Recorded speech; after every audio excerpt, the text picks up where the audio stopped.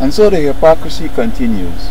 Now, if I were in court here, I would have surely alluded to 911.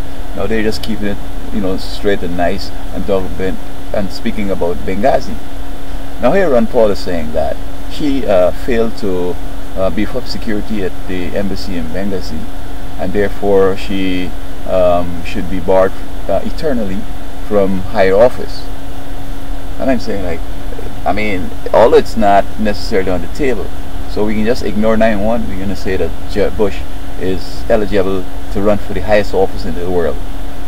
And I mean, when you compare the two, I mean, there was no war in between. There was no suspicion of any conspiracy or nothing like that. It's straight up, she aired. There was no benefit. There was no nothing. No, looking out for your friends or nothing. And so this whole episode here has, in my mind, made Mr. Ron Paul ineligible for high office. Now, I'm not sure. As I listen to him and I watch him, I just want to know, like, where he's at. He don't seem to know where he's at.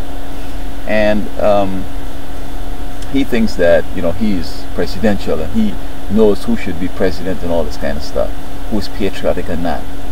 And in real terms, I mean, the polls doesn't show that he's anywhere. He's maybe 10th while Clinton is number 1.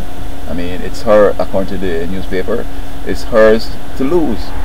And so this is one way of trying to get rid of the competition. He's using his office or his duty to really sort of get personal and partisan and trying to dismiss people who might be his competitors.